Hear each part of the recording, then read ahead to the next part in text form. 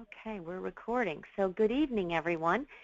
Tonight's meeting is going to be a short update, about a half an hour. We're going to try and keep it to, so that you all caught up on how things are going with the ballot that was submitted in the January cycle through HL7.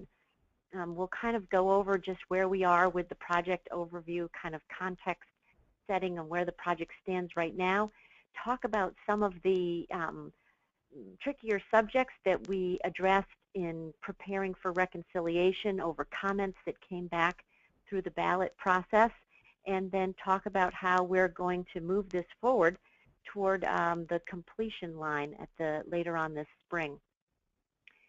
So, Lisa, it's Jeff. I just wanted to let you know I was on and I'm listening. So thank you. Oh, great, great. Thank you, Jeff.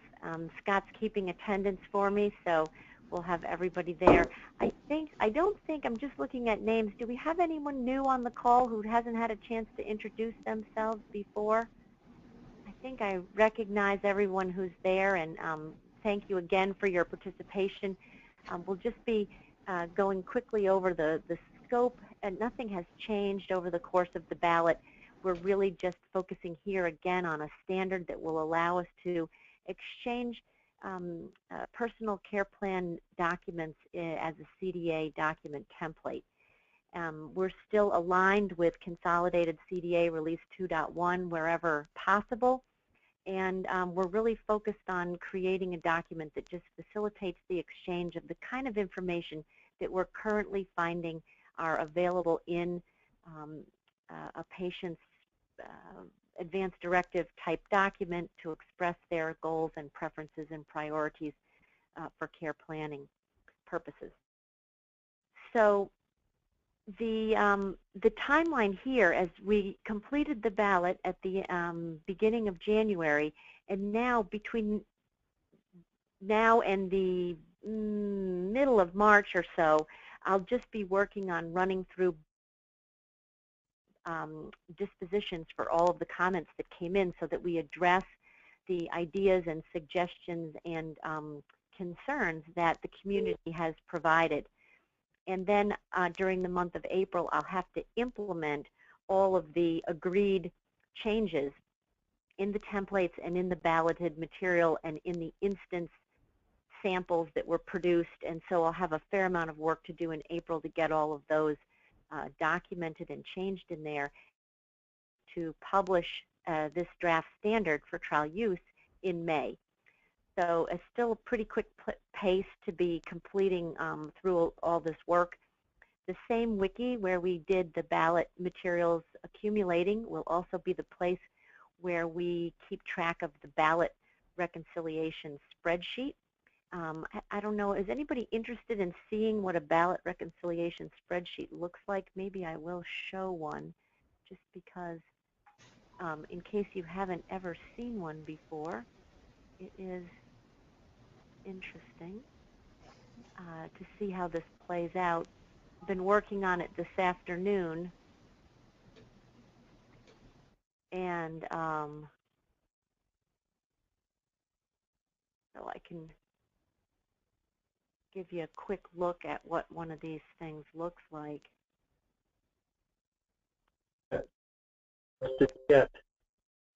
Oh goodness, I hope that I didn't mess something up when I was just doing that. Shucks, should not. David, this is Scott. Well, Lisa's finding that unless she corrects me, I think that there were 237 comments. Yeah, which is great. That's great. Yeah. Yeah. You know what? I can't. I'm sorry. I can't. I don't want to make the wrong mistake. I just said don't update links, and I lost all my comments out of that sheet. I don't want to touch it again right now. It's tricky, and I just don't want to mess anything up. Thank you, Scott. Yes, we did have. Here's the statistic on the ballot. We had 36 affirmative votes, 14 negative votes, 48 abstains, 19 folks from the original pool that didn't vote at all, an approval rate of 83.76%, and the breakout here of affirmative comments, which could be just a comment, a question, a suggestion, or a technical correction, like a typo kind of a thing or a wording issue. A lot of affirmative, and then 33 negative majors, 21 negative minors, and 10 blank questions were pulled in. So that's how we came up with blank in terms of no ranking on the sort of the type. But we had 237 comments in all. Lisa, this this is is a very Jeff. good ballot. Yeah. 33 negative majors, is that what you would have expected going in? Is that a good thing? Is that a bad thing? Yeah, it's very common. So these are sort of the classification of comments that come in. I really would like to be able to show that document.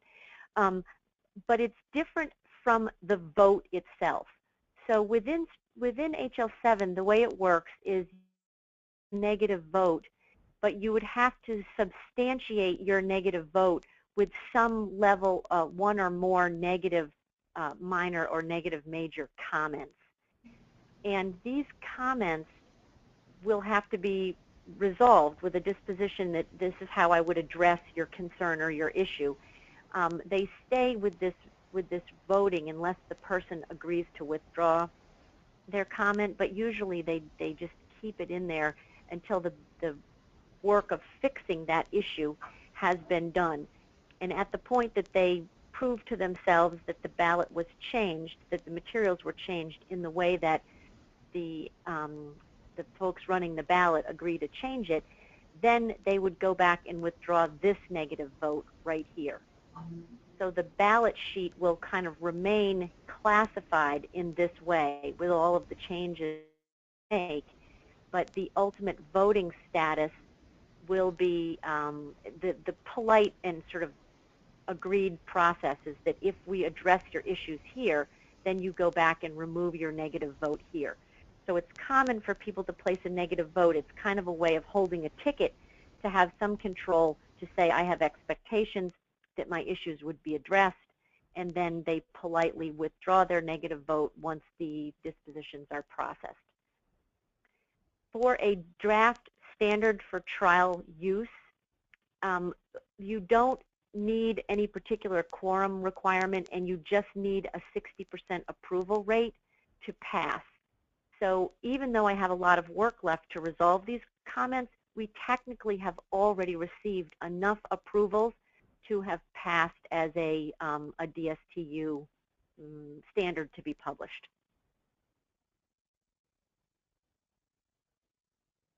Does that make sense? Well, congratulations on passing with 23% to spare. Thank you, thank you. It's hardly. I'm not too excited about it right now because all I have is my head down, worrying about all the things that I need to do and change to address all of these comments. Some of them are, many of them are kind of technical nuances. Issues that haven't been addressed before, things that I'm doing a little bit differently than some ballots in the past. I'll give you a sense of the flavor of some of these kinds of issues. One has to do with how templates inherit constraints from other templates, and whether you make an explicit statement of implying some other template as a sort of like in a class model where you say, I'm a cat, which means I am an animal, and you kind of build this hierarchical relationship between templates. But in some cases, I'm using patterns that were established previously because they were designed to write down, for example, goals that a clinician might have. The patient has a problem, and the clinician establishes a certain goal for the patient. And those goals in the template are described as being associated with the problem. And when it comes to personal goals, it doesn't always follow that same order. And obviously, the author is the person and not the clinician, and they could be more like life-oriented goals rather than things that are specific to just addressing a particular problem. So I used the structural aspect of the template, but I don't want to declare our template, our goal template, for example, as being underneath the class structure of goals that were established for clinicians to use. So it's a subtle thing, and everybody, you know, some people agree that what I'm, you know, that the purpose relationship between the two templates. Other people are saying, no, you just make your own purpose statement and you still claim conformance to the other template because you're following the same pattern. So that's an example of a kind of a technical thing that affects template documentation more than real substantive issues with respect to our content. Although I don't want to have it show up on any kind of an outline or hierarchy that a patient's goals, a patient's personal goals, fall underneath or within the class structure of goals that are established by clinicians. I don't want that to happen, so that's one of the reasons that I'm arguing about it, you know, just to keep that straight. There's other subtleties. I use subsections, and it's not a common practice. Very few documents in consolidated CDA right now use a subsection structure, and I got some pushback from implementers to have to justify why subsections are needed. And I made the argument that it's very possible that a person's advanced care plan could end up in the context of some larger care plan that takes into consideration other kinds of disease care planning content, and happens to have in it also information about the person's advanced care plan. And in cases like that, I wanted to be very careful that there was no mixing of contexts, so that the person's care plan, all 5 of those sections where they talk about appointing their agents, things that they would want to have happen, you know, when and if they were near the end of their life or had some kind of terminal debilitating illness, things that they wanted to have happen upon their death, other care experience kinds of considerations, and then documentation of what they did to make that directive legal in the way of witnessing or notary. And those sections, if you're familiar with how CDA documents come together, there's a set of sections, and CDA doesn't really impose any order on those sections. And so I imagine it like a big bag that you can throw sections into and shake them up, and they could come out in any order. And I did not want the sections of an advanced directive care plan to be able to be disrupted and blended in with anything else. I don't care if the advanced care plan comes out at the top of the document or at the bottom of the document or somewhere in the middle, but I want all of the associated sections to stay together. And so for that reason, I have this design where there's an outer section that holds those subsections together. And that argument seemed sufficient to convince structured documents to give up that issue and allow us to have a design that uses subsections.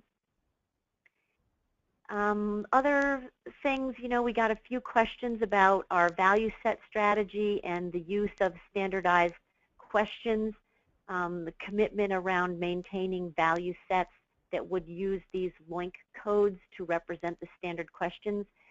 But I was able to squelch those concerns because we've already been working with LOINC, and we've already established a process where these standard questions go to LOINC, get a LOINC code assigned, and then a value set that's managed within the Value Set Authority Center, the VSAC, where all of the other meaningful use related value sets and everything are managed. The implementers can get access to them and know what the value sets are. I showed how all of that had been put together, and that made implementers feel good about the fact that there is a place that you can point to and find these value sets of standard questions. So that's how we address that. There's pressure within the system and requirements to provide, when you write a ballot like this, not only the set of conformance statements for how someone builds an instance of one of these documents in the standard way, but that you also support providing a tool that implementers could use to validate if they have, in fact, built an instance according to those rules. And luckily, Trifolia, the tool that we used to craft our templates, produces a what's called schematron. It's a kind of a validation language that reverse engineers the conformance constraint. And if your constraint says that you shall, use a code from this value set, then the schematron has an assertion that is true when you meet that constraint and false when you don't. And so luckily, I'm going to be able to use the schematron that's generated automatically by Trifolia, so that when we go to publish, that will fulfill our requirement of providing to the industry some sort of a tool to validate instances.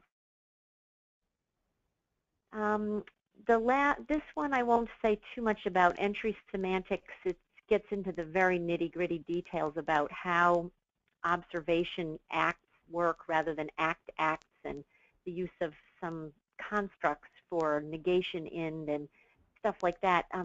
These issues are very much related to how we record entries in a machine-readable format, and I don't think I want to really bore this group with going into all of the details of how that works. But I will say that we got a couple of comments, or one comment, that asked us to describe in Volume 1 not only the benefits of pushing this standard to the point of including machine-readable entries that would allow a computer to more easily process the questions, the standard questions, and then the person's personal answers. But to mention not only that there's benefits associated with having stuff be machine-readable, but there's also cost and there's challenge. And so we have a paragraph that talks about the value of pushing these CDA documents to that what's called level 3 level of machine readability. And the commenter was just questioning how much value is really there compared to the cost of having to teach applications to take the information down to that very precise machine readable level. So I agree that it's good to provide a balanced perspective on that, and we've done a much better job in this ballot to talk about the benefits of simply making sure that people have access to the information so that humans can read it and get access to it to see what a person's wishes were, and that there's plenty of benefit of having these higher levels of CDA representation, level 1, level 2, where at least it's broken into those sections, and that we do realize benefit higher levels without even necessarily taking on the complexity of pushing to this machine readable syntax. So we'll add a little bit of material in Volume 1 that kind of instructs on that. And the last one that I'll kind of bore you with here has to do with the 3 primary new clinical statements that have never really been modeled before, that we're kind of breaking the ice with here, are ways to describe goals, personal goals, preferences, and priorities. And so the construct that we designed to establish priorities is a way of kind of putting goals or preferences in that allows us to then list which one is the top ranking above which other ones, and to basically put your preferences in some kind of a ranked order.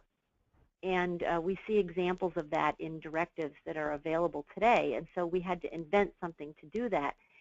And we used a kind of coding that the powers that be said doesn't match RIM semantics, and the sequence number that I was using to put them in that, put the preferences in that order, wasn't a valid thing to do. And there is something else that's called priority number, and it's an extension to CDA R2, and I'm going to have to climb up that tree to make that happen so that we get the right element, in essence, the right tag to be able to say something is a higher priority than something else and what number in the ranking it is. So these are the kinds of tedious things that you guys will be able to envision me and keep me in your mind over the next couple of months that I have to deal with to get this standard across the finish line. Lisa, But this they're is Jeff. largely technical. Did anyone tell you that this new groundbreaking approach to the ordinality and the ranking, for example, was that complemented in any way, that you're breaking new territory and that's a good thing? Oh yeah, I mean I'm always on the bleeding edge of pushing the what are we going to do and how are we going to do it. It's something believe it or not, 2 or 3 other ballots have been misusing this priority code element, and so the actual comment in our ballot was don't use sequence number, use priority code, but priority code wasn't right either. And so the industry is at a place where people are beginning to try to express notions of priority, and priority code is not the place to do it. This means like what level of urgency was something done with, and so our work will help others because there's about 2 or 3 other ballots besides mine that need this new priority number extension to be added, and know how to do it. So I'm going to take the hit for having to bring it into existence, and then all of the ballots will be able to use that extension once it's created.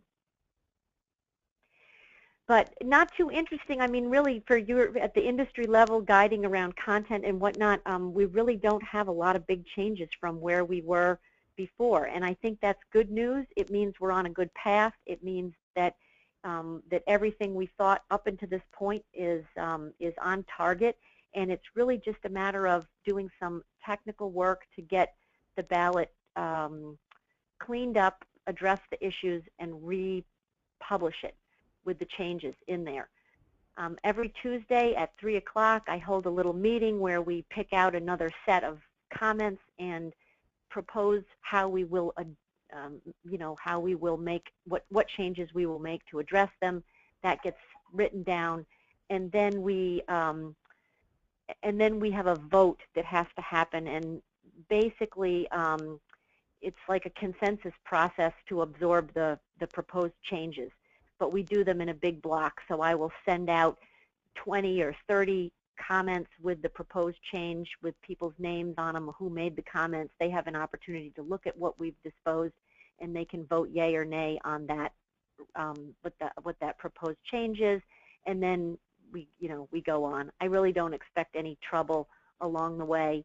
I think it's just going to be kind of a standard process. We do have some work that we have to do with Regent Street later on this week. Because the content analysis that we did unearth several other standard questions that could be added to that value set, and we want to make sure that the Regent Street link codes are available at the time when we're ready to publish. And so I need to push on that now so that they'll be ready later on in the spring, and then we can get those into the value sets.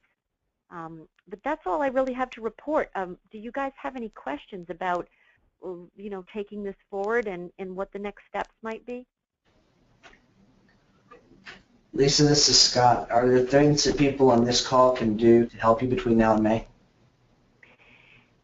If there are, I will send specific comments back out to the distribution list where I post these meetings. But as you can hear from the description of the 6 or so things that I talked about already, most of what I have to deal with is deep down in the weeds, and I don't suspect that anybody on this call really wants to be hearing about or worrying about that stuff. But the only thing I think is just that issue of talking about the costs and the challenges of machine-readable entries besides the benefits. I might float that back by the group, but otherwise I think you sit tight, and if anything comes up and I need help, I'll send a SOS out to the group, but otherwise I'll just report back to you when we get closer to May and let you know that, thumbs up that we're on schedule. Lisa, this is Jeff. When would, for example, a non-technical person, or for example, a provider or a payer, I see Jude's on the call, so I'm thinking about Humana, or a clinical provider facility, when would they hear about and see the impact of any of these initiatives, these ballot changes, this new standard? So there'll be a notice that goes out when the standard is published, but then HL7 members retain early access for a 3-month period before the standards become accessible to the public. So there's a little window like that where HL7 members get a little bit of a jump start. Other than that, there isn't really a lot of fanfare, maybe just whatever we would promote about the availability of the standard. We can, through HL7, they have a news magazine that they send out at at working group meetings, and we could get an article, something like that in there. But other than that, whatever promotion is done through this group, getting the word out, it's just a standard announcement that it's published and available for use. The benefit of that 3-month advance window, is that so that technical teams can write to those new specifications and have an early jump? Yes, it's to give HL7 members an early jump on anything that HL7 produces as a standard. Lisa, this is Terry. If there were a Nobel Prize given for this kind of work, you would certainly be at the top of the list. This is really incredible. Well, I'd vote for renaming. I'd vote for renaming the award from Nobel to Nelson Prize. There you go. To have the patience to go through this level of detail and to make sure all the I's and T's are dotted and placate all the various groups that are well-meaning, and no one's got bad motives, but just to walk through it, it's really remarkable. And it comes back to my question, because I see that Jude's on, and I know some of these very large organizations take a really long time to embrace new things. So I guess it's premature to give people a heads up that this is coming because it's not coming yet, or you have to wait until May, or what would your recommendation be to Lisa? The question was to Jude, or? Well, no, to you. I mean, I guess there's still some room for, you said you had 83% versus the 60% that was required, so it's effectively done, but there's still more work to do, so maybe you asked what could the industry team do, while I'm heads down working through the tail end of this. Sometimes it takes 80% of your energy to go this last little distance. It can be tough, but because you have to go back over everything and redo the samples and redo the templates, and there's a lot of work to knit it all together. But maybe the industry team could be thinking about what could be done to publicize or get the word out, so that while I'm busily getting things buttoned up and the bow tied around it and getting it published, maybe you guys can be thinking about how you get the word out that we will be, we're still aiming to have this published in May, so it's probably not too soon to be thinking about using your channels to let it be known. Well, and from my perspective, and not to say that I'm actually speaking for Humana, but having been here 10 years, I'll speak from a Humana experience, in that anything that it requires information management changes has to be brought into systems, various platforms, various integration bridges, and more importantly, a very defined budget with many competing priorities, such that I can tell you some of the projects in 10 years I've campaigned for and have taken 4 and 5 years to get programmed. Others, if there's some regulatory spin that we can put on it, especially, can be done much more quickly, more in the concept of approval through enterprise release in the 6 to 8 month range, which may seem slow, especially if it's something that should be fairly straightforward. But in our world, that's very fast.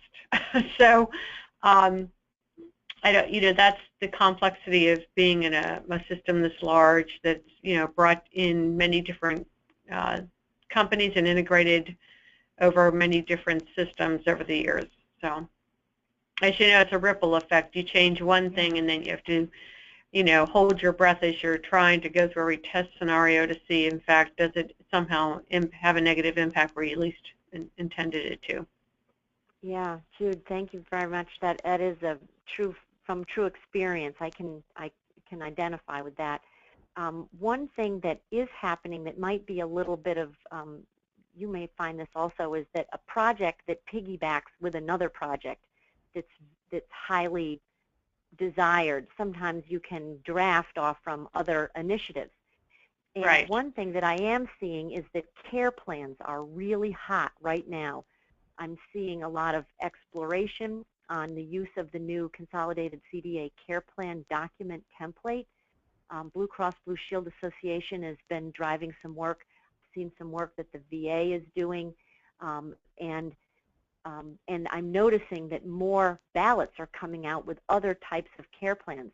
Survivorship care plan in the cancer space, a pharmacist care plan from the pharmacy side of the house, and I'm getting some leverage with these other standards to say, hey, remember, we're trying to create a patient-centered world. We're trying to do patient engagement and get patients involved in their own care and recognize their goals, preferences, and priorities. So anything you create that's a care plan, why wouldn't it include the person's advanced directives? Yep. And so we might be able to draft off from some of this other work once our piece is just readily available to be absorbed. Mm-hmm. And we're doing quite a bit in that space on the oncology side to actually receive from the EMRs from particular groups evidence that they've developed an advanced care plan, and then creating a incentive for them to address advanced care planning no matter what stage the patient's in. So the goal is to say, in your early weeks of working with that patient family unit, that it's important for your practice to know what are their values, who speaks for them, etc. And we're finding for the oncologists that we've piloted this in, that now that they don't just take that conversation to the person with the advanced disease, they're saying it's actually easier because it's less stressful to say this is part of our routine way of getting to know you as a person. Mm-hmm. And then that information coming in, unfortunately, to Humana, we're not permitted to know what they put in the care plan. It's in the advanced care planning document. It's not something that we would like to have in our IT setting, but we're taking it from the perspective that the provider is giving an attestation that he has it. Mm-hmm. Does that make sense to you? Yes. And Lisa, you have the attention of Kelly Cronin at ONC in the Care Plan Task Force. They have you on their radar. Right? Oh, great, great, great. So we're tracking to completion, and I guess all good ideas, and you guys can go on emailing me if you see opportunity, at least knowledge of this work could be helpful, places where we could inject and bring people up to speed to know that it's there and how it might be helpful.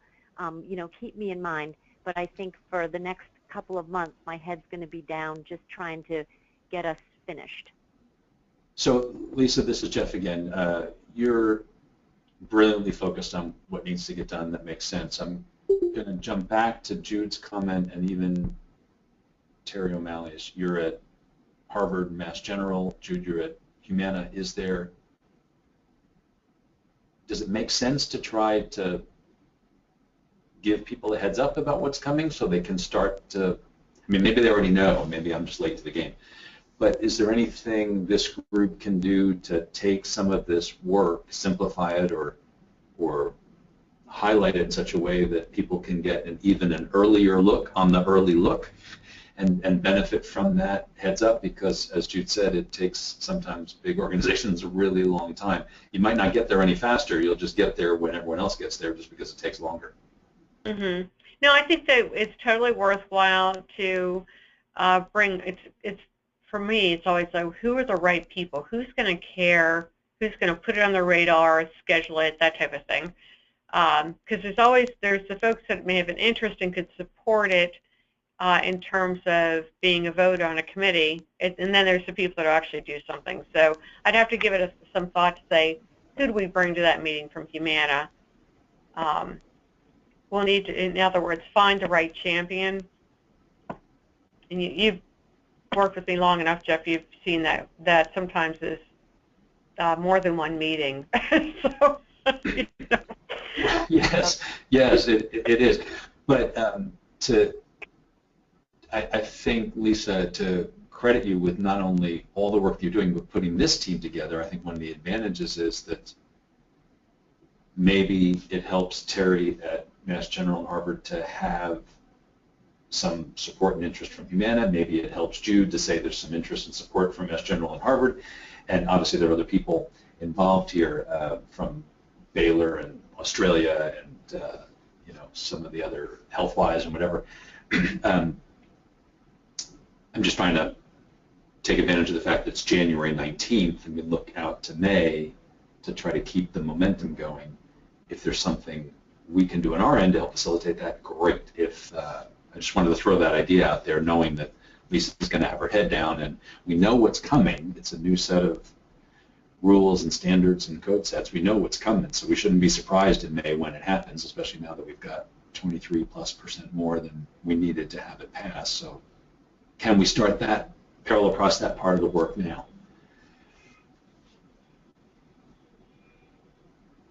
I don't think there's no technical rules that HL7 would prevent you from talking about a ballot that's coming, given that you've already, you know, this ballot has already exceeded the approval percentage that it needed to have. So I think that that would be fine. Obviously, the documents themselves are locked down now until they are published, and then that 3-month window passes for HL7 IP. You know, so it's not in a state that I could distribute anything, but there certainly would be no harm in having some sort of a summary of what the standard includes, maybe the approach that it's taking, what it might facilitate, and be able to give that a talk at a higher level. Is there an HL7 membership list to know who the people at Humana are that are already in the communication loop? So maybe Jude already knows that, or maybe that would be helpful for her. There is a global membership directory that anybody can use on the HL7 website. I believe you don't have to be a member to get access to that off from the main page. You just, on the right-hand side, it's like global membership directory, and I believe you can look up members there. Would you? Those might not be the champions that you'd want, but it can't hurt to look and see if those are some names that maybe you hadn't thought of, or they help you, as you said, you want to give some thought as to who would champion internally. Right. Well, and I can also quickly touch base with who's been helping me on some of this EMR integration, because there's someone who is just done it all here at Humana. So it's always there's always someone. It's just a matter of what's on their plate, you know.